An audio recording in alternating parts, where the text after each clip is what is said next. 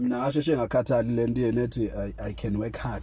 Lento ukuthi uzama ukuconvince abantu ukuthi you can work hard, you can work under pressure. I am better than the next one. Mina who can speak English more fluent than loya omunye. Ngingcono. Yes, ngingaphasa kahle na yabo. Kufanele phela uchaza asho interview nisho njalo hayi. Mina the suitable candidate for this job. Mina ngifuna lutho, ngifuna uku-owner, ngifuna ukuba ilo ohleli lapha esitulini ownwayo ekushiwo njalo kuyena. Hawu kushiwo kanjani wena bongani ufunde phi? Angifundile, naye akafundile. Yes, amaboss wena akafundanga. La wena uzama ukwaconvince kuma interview ukuthi uthi wena you are une masters. Abanayo bona. Banamandla okuqasha wena nje ukuthi ubase bagadele kahle. Akisho wena we-slave esikhuluma isingisi kangcono nalabo abanye. So ngcono ya unama qualification angcono. Yes, unama qualification angcono nalabo abanye. So soholela kakhulu. Ngifuna ukuba iloyo okuholela kakhulu ngokuthi mina ngi-own. Ngifuna ukuba i-owner.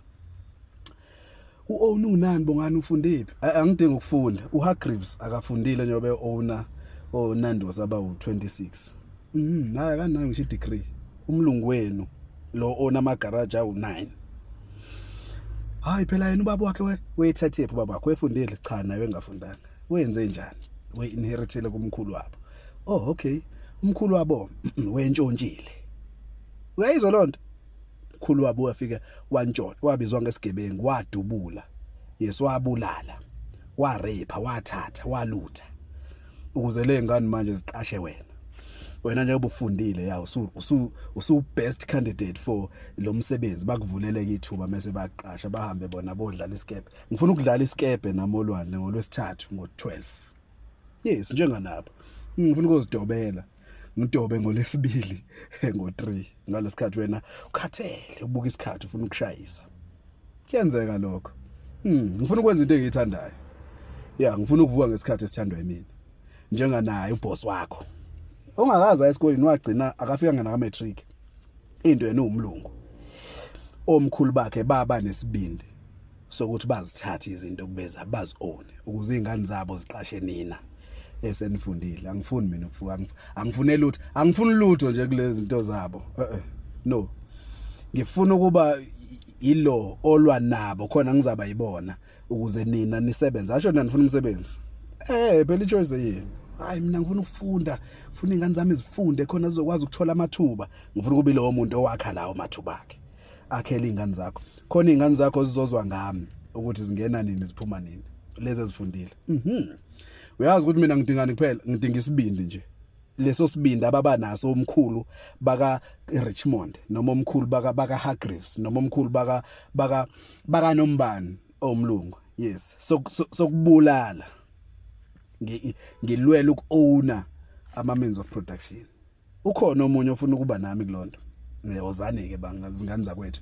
Thina soba nesibindi kuphela sokuthatha yonke into. Ngenkani, sikwi survival of the fittest. Yeah. Sisempini ye survival, asike empini yomdlalo, asike empini yokubanga isingisi. Hayibo, yinini enisempini yokubanga isingisi nibanga ama barber shop nabantu bokufika. Asikho lapho thina. Thina sifuna uku-owner, thina sifuna ukuhlala etafuleni elidetermine cost of living. Bonke abanami lapho eshe izandla phezulu bengifisa kuba ngave kulula kunje sithi izandla phezulu mase ebusuku siqale namhlanje. Bengifisa ngabe bekulula kanjalo. Kodwa baba uSikhakhane Thuleleni ubaba uadvocate uMoses Sikhakhane. Yeah, Mr Sikhakhane, sifuna iway forward la. Sifuna iway forward, sifuna usitshele, silinde igama. Yeah, asafuna umuntu manje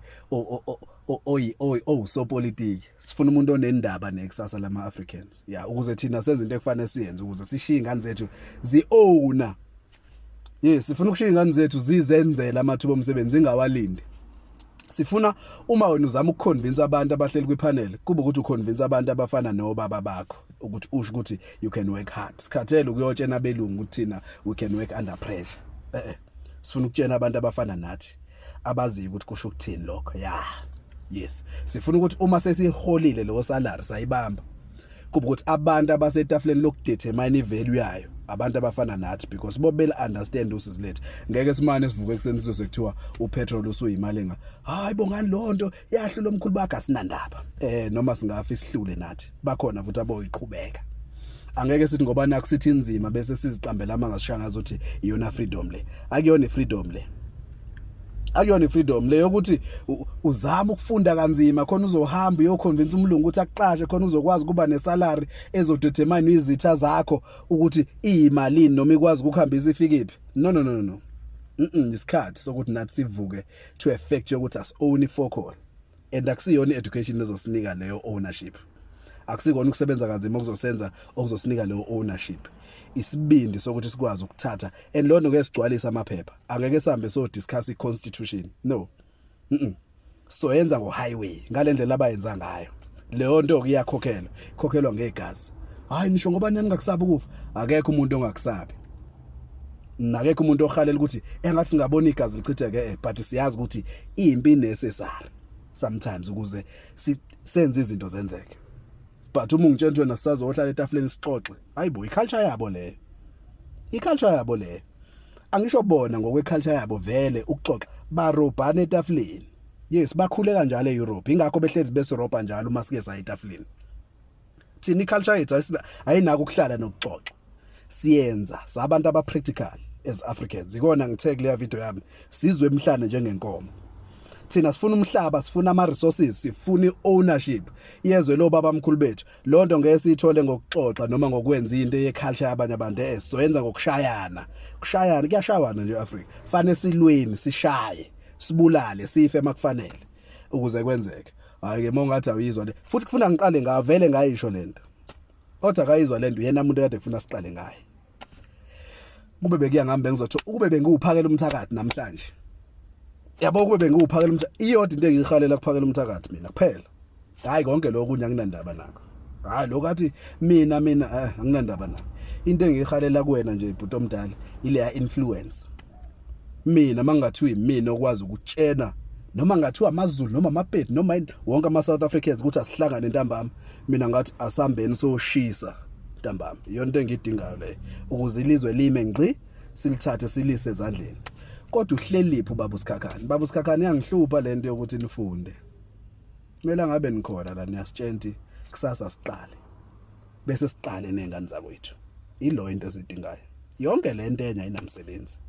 Le ukuthi nifundile niyohlala etafuleni nokhuluma bazonihlula lapha. Bayikhanda kahle system iyakwazi ukuzivikela ezintweni ezifana nalezo. Into kuphela eyithreat kwisystem irevolution. Because irevolution ayikhetha iconcede iyenza. Yes. Bekumele senze manje umuntu wena sisazoxoxa sihlaleke etafuleni si reconstruct sisi lento ayidingi reconstruction ayidingi ukufixwa ayidingi ukuamendwa idinga ukuthi sishise yonke iqalwe phansi. Iyona solution ke le. Irevolution solution. Ukube bengiwuphakela umthakathi bengizothi asiqale entambama namhlanje. Yes. Si late vele. Yeah.